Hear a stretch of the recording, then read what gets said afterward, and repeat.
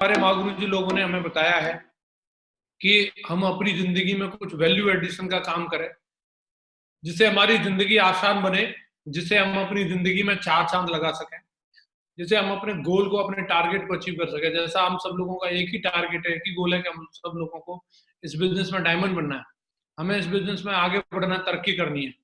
तो हमें जो स्टेप जो लेने हैं, जो भी काम करना है, हमें उसी दिशा में करना है जहां से कि हमारी सक्सेस आसान बने, जिससे हमारी सफलता आसान बने।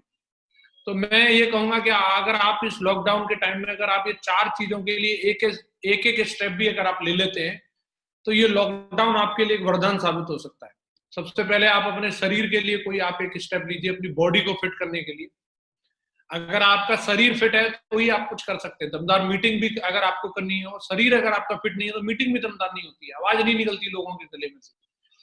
तो शरीर को फिट रखना है, इसके लिए जानबूझ करके आपको कुछ ना कुछ करना पड़ेगा। एक्सरसाइज करें, बढ़िया अच्छा पौष्टिक खाना खाएं, और जो भी हमारी कंपनी की तरफ से बढ़िया H2 टैबलेट वगैरह मिली है उनको खाएं। मतलब कुल मिलाकर के अपने शरीर को दमदार, फिट, एकदम चुस्त दुरुस्त तंदुरुस्त बना करके रखना है। महागुरु जी लोग बोलते हैं कि इस लॉकडाउन में कोरोना वायरस को भी फैलने से रोकना है और अपने शरीर को भी, अपने आप को भी फैलने से रोकना है। तो ये अदरक की तरह नहीं बढ़ना चाहिए, इसको फिट रखना है दमदारी के साथ। दूसरा, हम अपने माइंड के लिए, अपने मन के लिए इस समय में अपन लोग, हमारे पास बहुत बढ़िया मौका है। हम लोगों ने दिशा ट्रेनिंग सबने ऑलमोस्ट अटेंड करी है।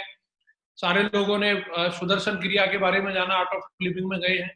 तो बहुत सारी चीजों के बारे में हम लोगों ने जानकारी ली है। तो ये बहुत अच्छा समय है कि जब हम अपने माइंड पावर को बढ़िया तरीके से इस्तेमाल कर सकते हैं और उसका हम यूज कर सकते हैं।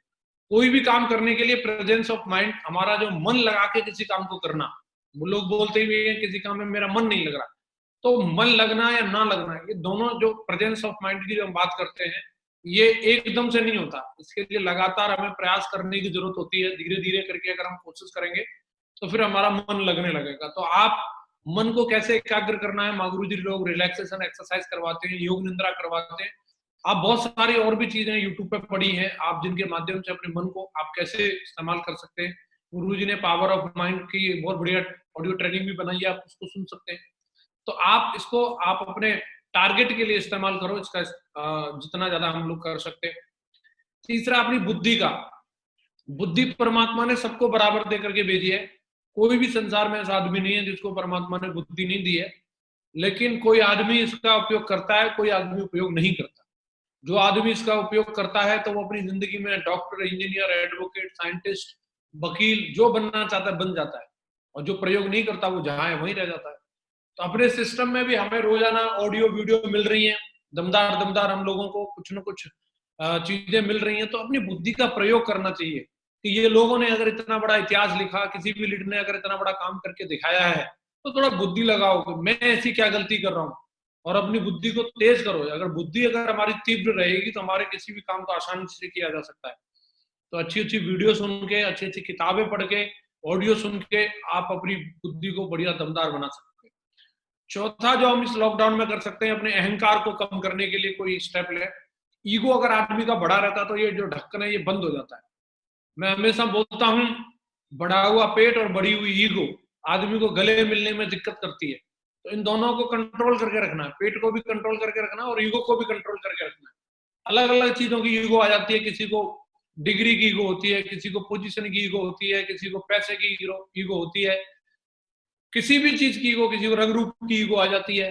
किसी भी मायने में अगर आपके अंदर ईगो है तो सफलता नहीं आ सकती। विनम्रता और अहंकार दो चीज होती हैं। अगर आपको सफल होना है तो आपके अंदर विनम्रता होनी चाहिए।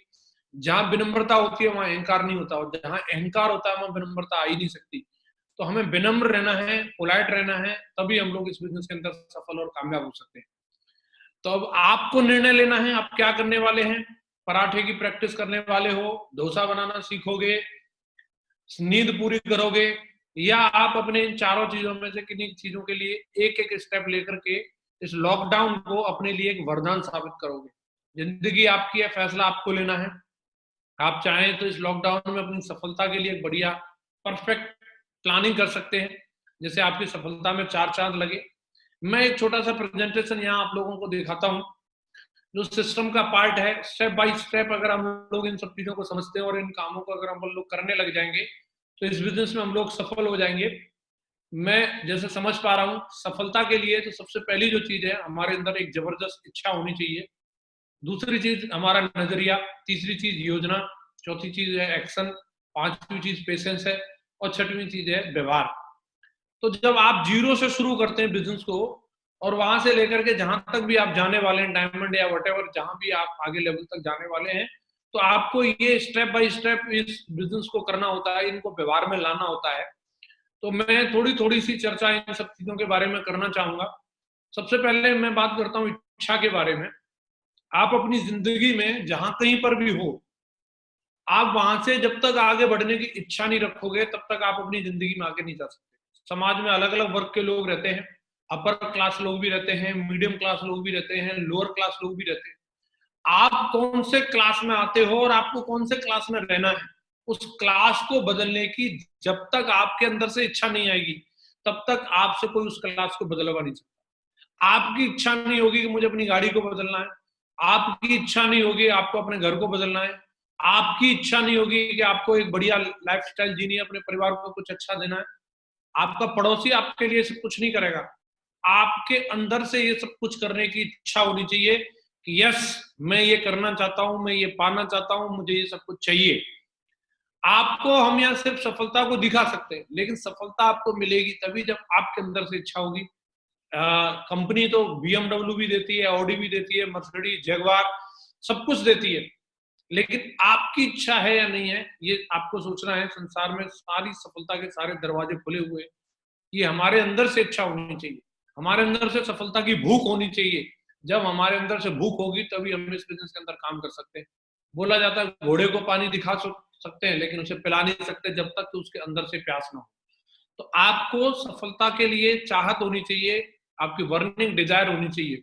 अब तक जितने भी बदलाव इस दुनिया में हुए हैं, किसी न किसी की इच्छा रही होगी तभी बदलाव आए। किसी न किसी की इच्छा रही होगी, चलो जी कपड़े बनाते हैं, कार बनाते हैं, रेल बनाते हैं, जहाज बनाते हैं। इच्छा के दम पे ये सारे काम हुए। आपकी इच्छा होगी तभी आप डायमंड बनोगे, आपकी इच्छा नहीं होगी तो कोई और के कहने से, किसी और के करने से आपको कैपिंग नहीं आने वाली, किसी और के करने से आपकी BMW नहीं आने वाली। आपके अंदर से इच्छा होनी चाहिए। दूसरी जो हमारा पॉइंट है वो है हमारा एटीट्यूड, हमारा नजरिया।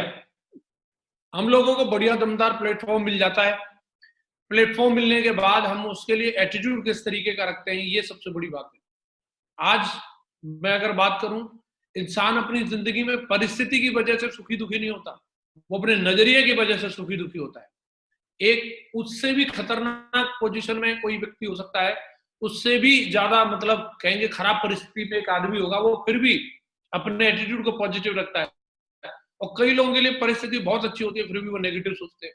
आपने देखा होगा कई लोग सब कुछ होते हुए, गाड़ी बंगला, अच्छी इनकम, अच्छी रेपुटेशन, फिर भी लेकिन जिंदगी को लेकर के नेगेटिव हो जाते हैं और आत्महत्या कर लेते हैं। लेकिन कई लोग हैं, आपने रेलवे स्टेशन वगैरह पर देखे होंगे, उनके हाथ नहीं है, उनके पैर नहीं है, वो बैरिंग की गाड़ी बना करके घूमते रहते हैं, भीख मांग रहे हैं, घर भी नहीं है उनके पास, खाने के लिए भी कुछ नहीं है, लेकिन फिर भी लेकिन जिंदगी को लेकर के वो पॉजिटिव है। आप उनको बोलोगे भाई मैं तेरे को ट्रेन के आगे लेटा देता हूँ, तो मना करेगा वो आपको। अगर आप जबरदस्ती भी लेटा देंगे, कूद कांद के निकल आएगा वो वहां से, मर नहीं सकता। हालात कैसे भी है, लेकिन उसकी जिंदगी को जीने को लेकर के जो उसका नजरिया है वो पॉजिटिव है। ऐसे हम लोग यहाँ पे भी देखते हैं, कई लोगों को सब सुख सुविधाएं दी जाती हैं, बढ़िया अपलाइन मिली है, बढ़िया टीम मिली है, टूल्स मिल रहे हैं अच्छे अच्छे, हर अपलाइन उसके लिए हाजिर है, फिर भी रोना लगाए रखते हैं, टे टे टे टे टे टे, मुझे ये नहीं मिल रहा, वो नहीं हो रहा, ये नहीं हो रहा। पता नहीं साला क्या मतलब आदमी की सोच होती है। और कई लोग ऐसे हैं, अभी मैं बात कर रहा हूँ, महागुरु जी मीटिंग को होस्ट कर रहे हैं, महागुरु जी इस मीटिंग का पार्ट है, महागुरु जी का ऑरा, महागुरु जी का चेहरा दिख जाना एक बड़ी बात होती है। हजारों लाखों लोग इस बात करूंगा, मैं कहूंगा करोड़ों लोगों की अगर मैं बात कर रहा हूँ, दूसरी कंपनियों के लोग भी महागुरु जी से प्रेरणा लेते हैं। कभी फिजिकली मिले नहीं होंगे, कभी दूर से भी मतलब देखा होगा, तो 500 मीटर दूर से देखा होगा, हाथ नहीं मिलाया कभी उन्होंने। एटीट्यूड इतना दमदार है उनका कि फोटो वीडियो देख के ही वो मोटिवेट हो जाते हैं और उसी से प्रेरणा ले लेते हैं, उनका एटीट्यूड इतना अच्छा। तो हम अगर तरक्की करना चाहते हैं तो हमारा नजरिया जो एक सबसे बड़ा फैक्टर है, इसको हमें समझने की जरूरत है। स्थिति परिस्थिति सब एक जैसी होती है। आदमी जो है कि जैसे एक कोई एक्ट है, वो एक्ट है, वो होना है, वो हो गया। लेकिन जो रिएक्ट जो होता है वो हमारे नजरिए के हिसाब से होता है कि आपका एटीट्यूड किस तरीके का है। एग्जाम्पल के लिए, आप जिस बंदे को नेगेटिव रहना है वो हर हाल में नेगेटिव ही सोचता रहता है। जैसे दो जुड़वा बच्चों के बारे में मैं बात करता हूँ, एक बच्चा हमेशा दुखी रहता था, हमेशा कंप्लेंट करता रहता था, और एक बच्चा हमेशा हैप्पी रहता था, हमेशा ग्रेटफुल रहता था। तो उनके पेरेंट्स ने सोचा कि भाई चलो इनके लिए कुछ स्थिति को बदल के देखते हैं, सिचुएशन बदल के देखते हैं। तो उन्होंने क्या किया, एक बहुत बड़ा कमरा लिया, उसके अंदर बहुत सारे खिलौने भर दिए, और जो दुखी रहता था उस बच्चे को उस कमरे में छोड़ दिया। दूसरा कमरा लिया, उसके अंदर ढेर सारे उन्होंने घोड़े की लीद भर दी, और उसके अंदर उस बच्चे को छोड़ दिया जो हमेशा खुश रहता था। और शाम को आकर के उन बच्चों से मिले, तो पहले उस बच्चे के पास में गए जो हमेशा दुखी रहता था, आज उसको बहुत सारे खिलौने दिए, सोचा आज तो बहुत खुश होगा वो, लेकिन जाके देखते हैं वो बैठ के रो रहा है। तो उसको पूछा, बोला क्या हुआ, तुम्हें खिलौने पसंद नहीं आए? तो वो लेकिन फिर उसको बोला रो क्यों रहे हो? बोला रो इसलिए रहा हूं कि अगर मैं इन खिलौनों से खेलूंगा तो कोई खिलौना इनमें टूट सकता है, टूट जाएगा तो मेरे चुभ जाएगा, चुभ जाएगा तो मेरे खून निकलेगा, खून निकलेगा तो मेरे डॉक्टर सुई लगाएगा, इसलिए मैं रो रहा हूँ।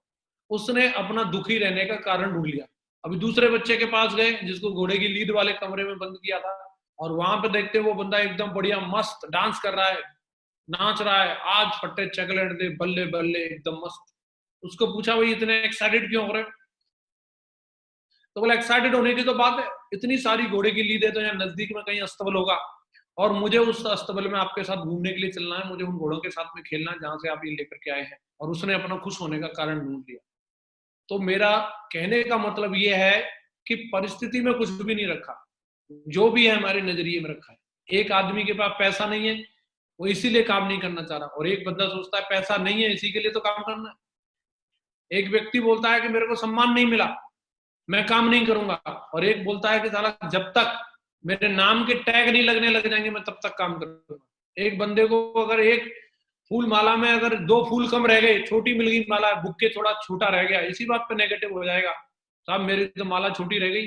लेकिन दूसरा बंदा सोचता है कि जिस दिन मुझे 51 किलो की माला नहीं मिल जाएगी तब तक इस बिजनेस को धुआंधार तरीके से मैं करने वाला। एक बंदा सोचता है मेरे पास टाइम नहीं है, मैं कैसे करूंगा, और दूसरा बोलता है साला मेरे पास टाइम नहीं है इसी के लिए तो मुझे करना है, टाइम होता तो फिर काम करने की क्या जरूरत थी। तो सबसे बड़ी बात यही है, आप परिस्थिति में एक आदमी नेगेटिव सोच रहा है, दूसरा उसी का पॉजिटिव पहलू भी होता है। आप कैसे सोचने वाले हो ये आपके नजरिए पर डिपेंड करता है। मैं हमेशा बोलता हूं, अगर नजरिया हो तो कैसा हो? नजरिया हो तो हनुमान जी का जैसा होना चाहिए। हनुमान जी का इतना पॉजिटिव एटीट्यूड, इतने दमदार आदमी। 2 कैरेक्टर के बारे में अगर हम लोग बात करते हैं, एक अर्जुन और दूसरे हनुमान जी, जितने करीब हनुमान जी भगवान श्री राम के रहते थे उतने ही करीब अर्जुन भगवान श्री कृष्ण के रहते थे। लेकिन आपने अर्जुन का कोई भी मंदिर नहीं देखा होगा, हनुमान जी के बहुत सारे मंदिर देखे होंगे। अर्जुन का मंदिर ना होने की अगर कारण है तो वो ये है कि अर्जुन को हर बात के पीछे कोई ना कोई लॉजिक चाहिए। वो इतना ईगो में भरा हुआ रहता था, वो बिना लॉजिक के मानता नहीं था।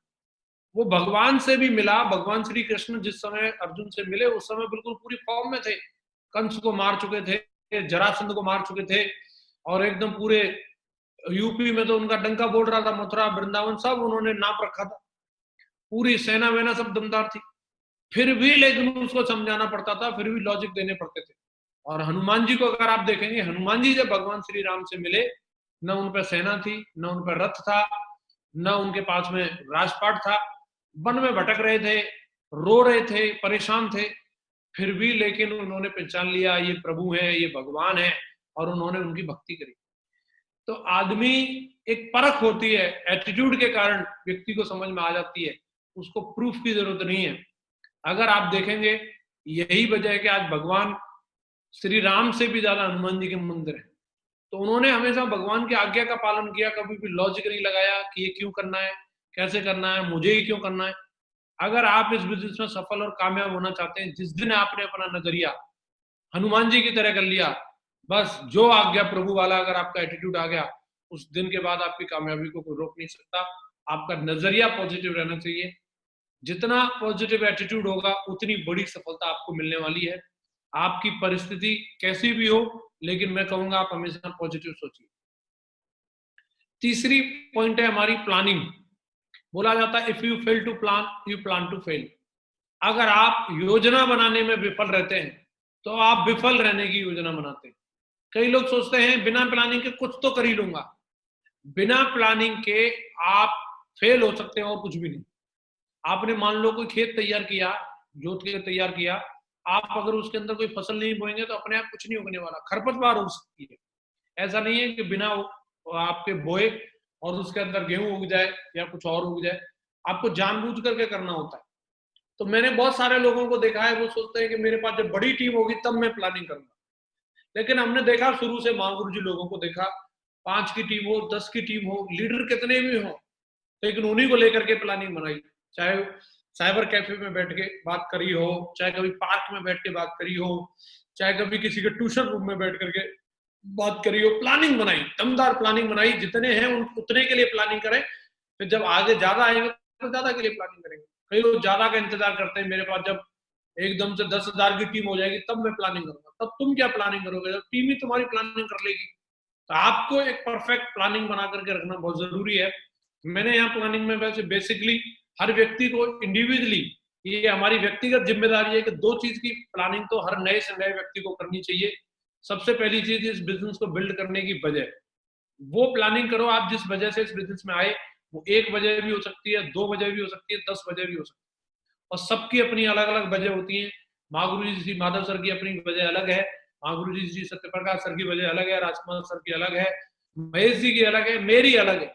किसी का किसी से कोई कॉम्बिनेशन नहीं है। आपकी अपनी व्यक्तिगत वजह कुछ और हो सकती है। तो आप अपनी व्यक्तिगत वजह ढूंढो।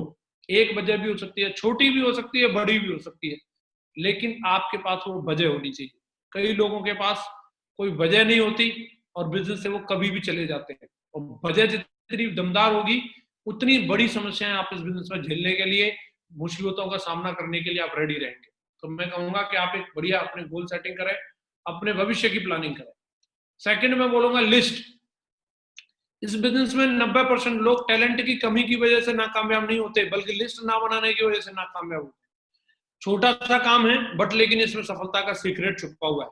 आज अगर काम हो रहा है डायरेक्टली इनडायरेक्टली, भले चाहे मैं डबल क्राउन एम्बेसडर हूं, मेरी चाहे कितनी भी बड़ी टीम है, काम तो लिस्ट पे ही हो रहा है। मैं नहीं बना रहा हूं या मेरी टीम बना रही है, लेकिन काम लिस्ट पे ही हो रहा है। आपको लगातार, ये बेसिक चीज है, जितनी बढ़िया लिस्ट और जितनी बड़ी लिस्ट आपकी होगी उतना बड़ा काम आपके साथ में होने वाला है। तो आप लगातार इसके लिए प्रयास कीजिए, आप अपनी लिस्ट को बढ़ाते रहिए। जितने ज्यादा आप लिस्ट पे काम करेंगे उतना बड़ा काम आपके साथ। चौथा मैं बात करूंगा, जो स्टेप है हमारा, वो है कार्य, एक्शन। कई लोग कार्य की जब बात करते हैं तो उसके शॉर्टकट ढूंढने लग जाते हैं। हमेशा ध्यान रखिए, कार्य का कोई दूसरा विकल्प नहीं है, आपको काम तो करना ही होगा। अगर आप, मेरी आवाज आ रही है आप लोगों को? ठीक है। तो अगर हम लोग देखेंगे कि कार्य का कोई दूसरा विकल्प नहीं है, कई लोग इस चक्कर में फंस जाते हैं। कई बार उनको ऐसे लालच मिल जाते हैं, कोई आएगा आपको बोलेगा भाई 1 लाख वाली कंपनी में आ जाओ, ये बोनस वाली कंपनी में आ जाओ, इसमें आ जाओ, उसमें आ जाओ। फिर उसमें फंसने के बाद में वो ना इधर के रहते ना उधर के रहते। एक व्यक्ति दिल्ली में गया और एक रेस्टोरेंट के बाहर बोर्ड लगा था, खाना आप खाओ बिल आपका पोता देगा। ऑफर बहुत तगड़ा था, अंदर घुस गया और जाकर के मेन्यू कार्ड में जो जो लिखा था सब ऑर्डर कर दिया, और सब ले आओ, सब में से एक एक, और पूरा दमदारी के साथ में उसने खाना खाया और फिर निकलने लगा रेस्टोरेंट से। तो जैसे रेस्टोरेंट से बाहर निकला तो उसने, मैनेजर ने उसको बिल पकड़ा दिया। तो उसने बोला ये बिल किस बात का, आपने तो अपनी दुकान के बाहर लिखा है खाना आप खाओ बिल आपका पोता देगा। बोला हाँ जी सर बिल्कुल ऐसे लिखा है। तो फिर बोला बिल क्यों दे रहे हैं? तो उसने बोला साहब ये बिल आपका नहीं है, आपके दादाजी यहाँ पे आए थे, ये उनका बिल है, आपका बिल तो आपके पोते से ले लेंगे। अब दादाजी तो इस दुनिया में है नहीं, उनसे कौन पूछेगा कि वो यहाँ पे आए थे कि नहीं आए थे। फंस गया। इससे अच्छा रहता कि वो अपना खुद का बिल दे देता। तो ऐसा होता है लोगों के साथ में, जो काम करने की नीयत नहीं रखते वो फंस जाते हैं। कई लोगों को बैठे की खाने की आदत पड़ जाती है। कोई अगर आपको ऐसा ऑफर भी दे तो आपको उसको स्वीकार नहीं करना चाहिए। एक सोन चिड़िया थी, एक व्यक्ति वहां से कीड़े लेकर के जा रहा था। तो सोन चिड़िया ने उसको पूछा कि आप ये कीड़े कहाँ लेकर के जा रहे हैं? तो उस व्यक्ति ने बोला कि मैं ये बाजार लेकर के जा रहा हूँ, सोन चिड़िया के पंख लेकर के आऊंगा। तो चिड़िया बोलती है मैं पंख आपको यहीं दे दूंगी और आप मुझे कीड़े दे दो। तो उसने कीड़े दे दिए, उसको पंख मिल गए। दूसरे दिन वो व्यक्ति फिर आया, फिर से उसने ऑफर किया, फिर से उसने पंख दे दिए और कीड़े ले लिए।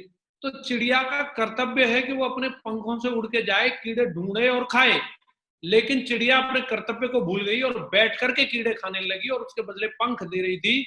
2-4 दिन के अंदर अंदर उसके सारे पंख चले गए। अब चूंकि उसके पास पंख नहीं थे तो उसको कीड़े वाले ने भी कीड़े देने से मना कर दिया।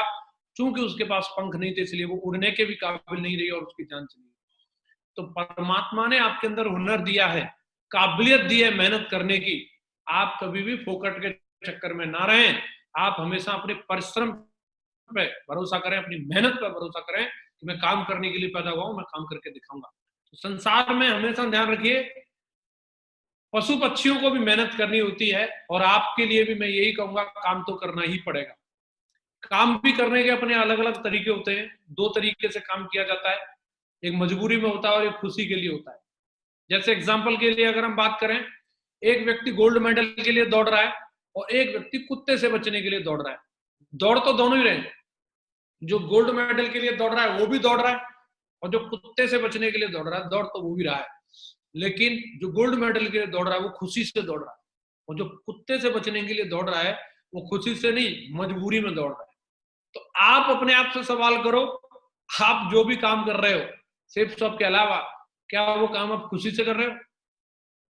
तो अगर खुशी से नहीं कर रहे, मजबूरी में कर रहे हो, तो वो काम करने की आदत डालो खुद को जिसमें आपको खुशी मिलती। मैं इस बिजनेस से पहले दूध डेयरी चलाता था, लीटर पौवा धोता था, तो उसमें मुझे आनंद थोड़ी आता था, मजबूरी में धो रहा था वो। जैसे ही मुझे सिस्टम मिला, काम करने का मौका मिला, मैंने वो किया जिसमें मुझे खुशी मिलती थी। प्लान दिखाने में, फॉलोअप करने में, ग्रुप मीटिंग करने में, ट्रेनिंग करने में, मैं खुशी वाला काम करने लगा। तो आपको इस बिजनेस में बेसिक जो काम हमें करने की जरूरत पड़ती है, सारे लोग भली बात जानते हैं, हमें लोगों को इनवाइट करना होता है। बड़ा सिंपल काम है, लोगों के लगातार अपॉइंटमेंट लीजिए। अपॉइंटमेंट में तो जवाब मिलेंगे, या तो हाँ में जवाब मिलेगा या ना में जवाब मिलेगा। हाँ में जवाब मिलता है तो दमदारी के साथ जाकर के आप प्लान दिखाओ, और अगर ना में जवाब मिलता है तो दूसरा अपॉइंटमेंट ले लो। बात करते हैं प्लान की। प्लान का हमारा एक ऐसा सिस्टम बना हुआ है कि एक बार आपको जिंदगी में एक गाना याद करना है। सोनू निगम, हिमेश रेशमिया को अगर अपना कैरियर बनाना है तो हर बार एक नया गाना लेके आना पड़ता है, नई धुन लेके आनी पड़ती है। लेकिन सेफ शॉप के टाइगरों को जिंदगी में सिर्फ एक ही बार एक गाना सीखना है। ये हमारी कंपनी है सेफ शॉप, सुरक्षा, सेहत, फैशन, तकनीकी, A3/24, जनकपुरी, नई दिल्ली। ये वाला गाना याद कर लो, जिंदगी भर यही गाना सुनाते रहो और यही गाना सुना सुना के आपकी जगवार आ जाएगी, यही गाना सुना सुना के आपका बंगला बन जाएगा, यही गाना सुना सुना के आप क्राउन एम्बेसडर बन जाएंगे। एक बार इस गाने को याद करना। और बात करते हैं प्लान दिखाने के बाद फॉलोअप की। तो कई लोगों की स्टाइल रहती है, मैं एक बार प्लान दिखाने के बाद दोबारा किसी से नहीं बोलता, जैसे उनके सारे काम एक ही बार में हो जाते हैं। भैया कुछ चीजों के लिए दोबारा भी कोशिश करनी पड़ती है, तो जिसको हम बोलते हैं फॉलोअप।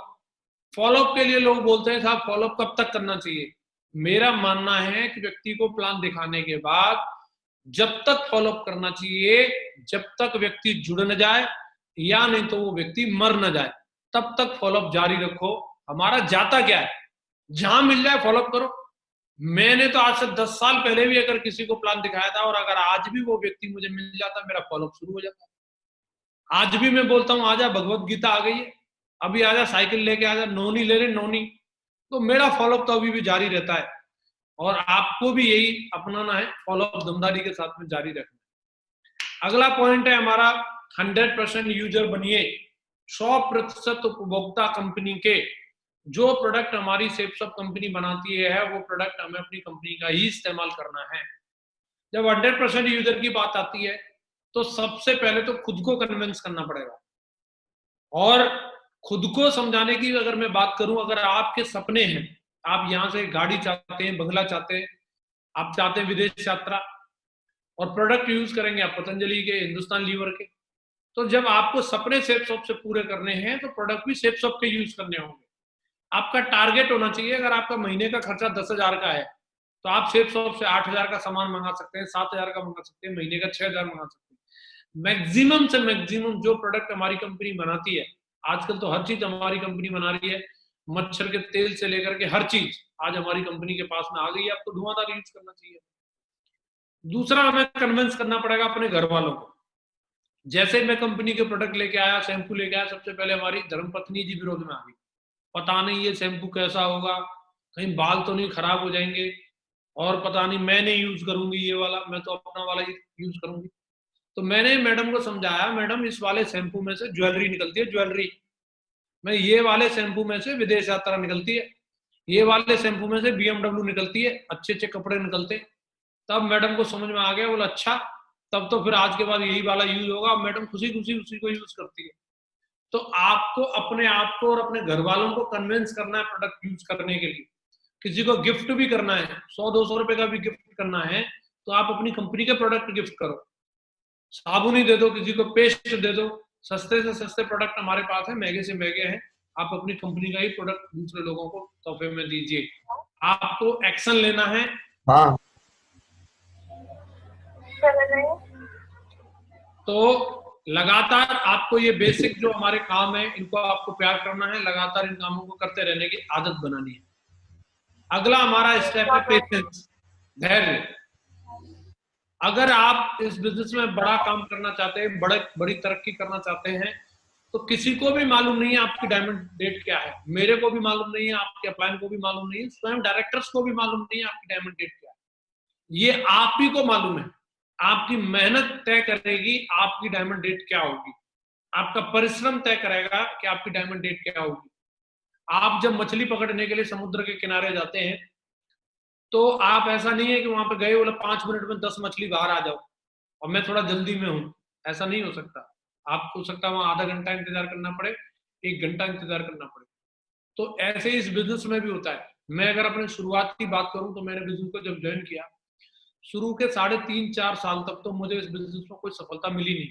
मैं अगर बात करूं, शुरू के 3.5-4 साल की मेरी इनकम 1 लाख रुपए की थी। फुल टाइम काम कर रहा था मैं बिजनेस में। अगर आप मेरी जगह होते तो हो सकता है बोलते छोड़ देना चाहिए था, छोड़ देता तो आज आपके सामने कहां से बैठा होता। तो मैंने धैर्य रखा। कई बार हम लोगों को कई चीजें हमारे हिसाब से नजर नहीं आती, आपको वेट करना चाहिए।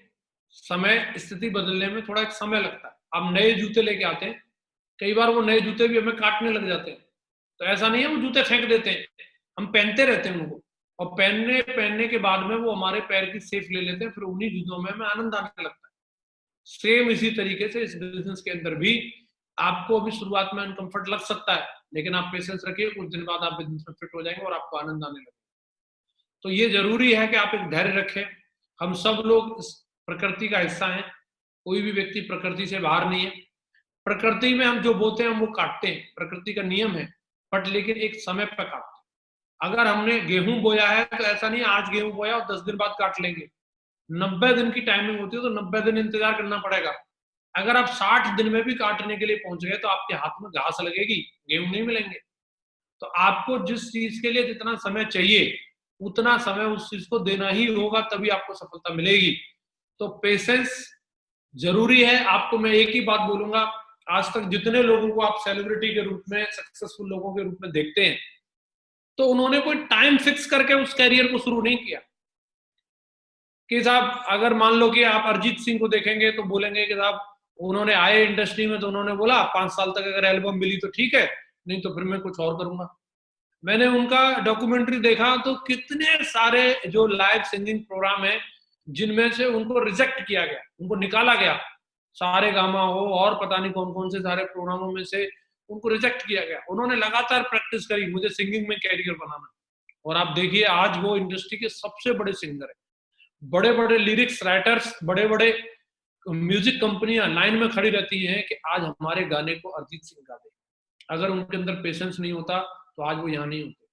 मोदी साहब को देखिए, पूरा जीवन लगा दिया उन्होंने, पूरा जीवन। हम 2-4 साल की बात कर रहे हैं, 40-50 साल तक आदमी झंडे लेकर के खड़ा रहा, पोस्टर चिपकाता रहा, माइक लगाता रहा, और तब जाकर के उस व्यक्ति को रिवार्ड मिला, सीधा मुख्यमंत्री बनने का मौका मिला। दूसरा रिवार्ड मिला तो सीधा प्रधानमंत्री बनने का मौका मिला।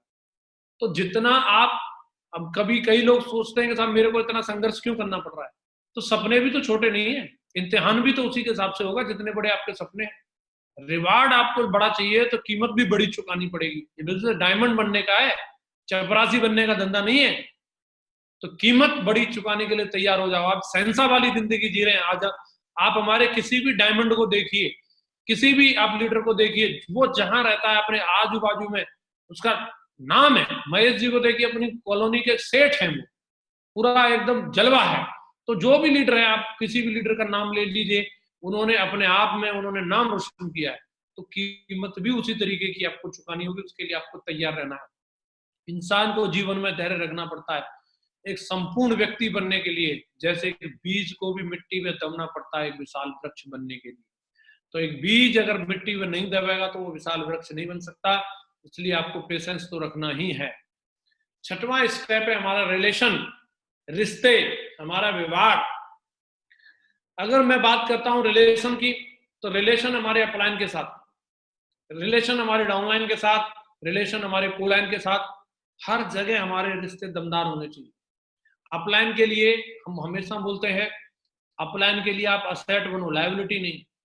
अपलाइन की नजरों में जब आपका नाम आए तो उसको संतोष होना चाहिए। अगर ये मेरा टाइगर वहां खड़ा है तो मैं यहां से संतुष्ट हूं कि वो है तो संभाल लेगा। ऐसा भाव अगर आपको लेकर के आपके अपलाइन के दिल में आता है तो समझ लो आपके रिश्ते आपके अपलाइन के साथ दमदार है। आपकी डाउनलाइन, आपकी टीम आपको परिवार की तरह समझनी है।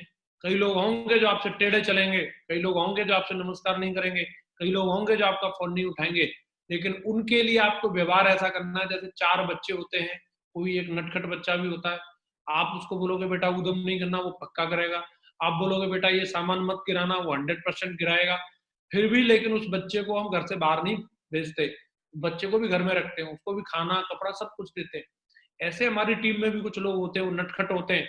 प्यार सबसे बराबर करना है। बात करेंगे कोलाइन की, तो कोलाइन जो है हमारे बिजनेस में चचेरे भाई होते हैं, वो हमारे दुश्मन नहीं है, हमारे कजन है। तो उनके साथ में hello hi and bye bye, कैसे हैं आप और सब ठीक है, बस इतना तक आप रखिए। Hello hi and bye bye का रिश्ता आपका होना चाहिए। मैं बात करूं रिश्तों की, तो आपको अलग अलग टाइप के लोग भर्ती होते हैं। हमारे ग्रेट डायरेक्टर साहब ने बताया, जब आप बिजनेस करेंगे तो 4 तरह के लोग आपके बिजनेस में आएंगे। सच्चे लोग भी आएंगे, अच्छे लोग भी आएंगे, कच्चे लोग भी आएंगे और टुच्चे लोग भी आएंगे। और हमें सबको साथ में लेकर के चलना है। लोग सोचते हैं नहीं साहब मेरी टीम में तो अच्छे और सच्चे ही आने चाहिए, कच्चे नहीं आने चाहिए। कच्चे भी आएंगे, हम जैसे महागुरु जी की टीम में आए, हमें कुछ भी नहीं आता था, हम लोग एबीसीडी भी नहीं जानते थे बिजनेस की, कच्चे थे, महागुरु जी लोगों ने सिखा सिखा करके पक्के किया। कुछ टुच्चे भी आएंगे, आप बोलोगे कार्डिनल रूल नहीं तोड़ना, वो तोड़ेगा। आप बोलोगे डीडी नहीं खाना, वो खाएगा। आपको सबको साथ लेकर के चलना है, उसको भी समझाना है, उसके तरीके ढूंढने हैं। सही मायने में सेल्स जो हम करते हैं, सेल्स हमारा बिजनेस जो है प्रोडक्ट बेचने का नहीं होता, सेल्स जो है अपनी बात मनवाने का बिजनेस। तो बात मनवाना सिर्फ हमारा नए बंदे से हमारा काम नहीं है कि हम नए बंदे से बात मनवाएं, बात मनवाने का काम हमारी टीम से भी। तो वो तरीके ढूंढो, ये टुच्चा है तो इससे बात कैसे मनवानी है, समझाया सबको जा सकता है, समझाने का तरीका आपको ढूंढना होगा। दोस्तों फाइनली मैं एक ही बात कहूंगा, ये बिजनेस जिम्मेदारी लेकर के दमदारी से करने का है। जितने भी लीडर्स को आप जानते हैं जो आज इस बिजनेस में स्टार बने हुए हैं, चाहे वो विकास जी हो, परशुराम जी हो, सत्येंद्र सर हो, शैलेंद्र जी हो, वट एवर जो भी नाम आप मैं ले रहा हूँ या नहीं ले रहा हूँ, इंडस्ट्री के अंदर जो लोग हैं जो टॉप पर है, उनका नाम अगर आप जानते हैं तो उनमें आपको ये 4 क्वालिटी जरूर मिलेंगी। और अगर आप अपने अंदर ये 4 क्वालिटी ले आते तो आप भी आने वाले टाइम के बड़े लीडर होंगे। पहली क्वालिटी होनी चाहिए, हमें जिम्मेदारी लेनी होगी बड़ी टीम बनाने की, एकदम बड़ा जलवा खड़ा करना है। मैं देखता हूं सबके बारे में तो मैं बात नहीं कर सकता, लेकिन जिन लोगों को मैं करीब से जानता हूं उनके बारे में जरूर बात कर सकता हूं। मैं अभी मीटिंग कर रहा था शैलेंद्र जी की टीम की, तो शैलेंद्र जी ने एक फोटो दिखाया कि जोधपुर में 2009 में उनके स्कूटर की फोटो थी, और शैलेंद्र जी ने की वो फोटो मैंने अपने फोन से खींची थी, और शैलेंद्र जी ने ये बोल के फोटो खिंचवाई थी, गुरुजी ये फोटो खींच लो, जब आने वाले टाइम में मैं करोड़पति बन जाऊंगा तब आप ये फोटो दिखाना। तो उनका गोल्ड का लेवल था। उन्होंने तब से ही जिम्मेदारी ले ली कि मैं बड़ी टीम बनाऊंगा, मैं करोड़पति बनूंगा। विकास जी ने 4 जून 2010 को ही अपनी टीम की एक मीटिंग कराई थी महागुरु जी माधव सर से ग्रैंड होटल में, और टाइगर टीम बनाएंगे हम, पूरे हिंदुस्तान में नंबर 1 टीम होगी, जलवा खड़ा करेंगे। तो जिन लीडर्स के अंदर ये भाव रहा बड़ी टीम बनाने का, आज वो लोग एज ए लीडर जाने जाते हैं। दूसरा है कि लोगों को सिखाने की, हम देखते हैं महागुरु जी ने कहां कहां जाकर के तमिलनाडु, कर्नाटक, आंध्र प्रदेश, आसाम, सब जगह जाकर के टीम बनाई और सब जगह के लोगों को जा करके सिखाया। आप मामू जी बहुत सारी वीडियो देखते होंगे, हमारे लीडर्स की वीडियो देखते होंगे, वो हिंदी में बात करते हैं, फिर कोई ट्रांसलेटर होता है वो दूसरी लैंग्वेज में ट्रांसलेट कर करके लोगों को समझाता है। ऐसा नहीं है, हार नहीं मानी कि भैया हम लोगों को सिखाएंगे नहीं, उनको सिखाने की जिम्मेदारी ली, लोगों की समस्या सुलझाने की। आप काम करोगे समस्याएं आएंगी, ऐसा हो ही नहीं सकता आप एक बार में सारी समस्याएं खत्म कर दो। आप अब तक की समस्या खत्म कर दोगे, फिर नई समस्याएं शुरू हो जाएंगी। आपको काम करते हुए समस्याएं तो आती रहेंगी, आपका काम एक ही है, उनको सुलझाते रहें। आपको अपनी टीम के लिए एक बुलडोजर का काम करना है। बुलडोजर क्या करता है, सारे ब्लॉकेज हटाता रहता है और हाईवे तैयार कर देता है हमारे लिए। आप आओ अपनी फरारी दौड़ाओ दमदारी से। आपको अपनी टीम के लिए वो बुलडोजर बन के दिखाना है और लोगों को सफल बनाने की।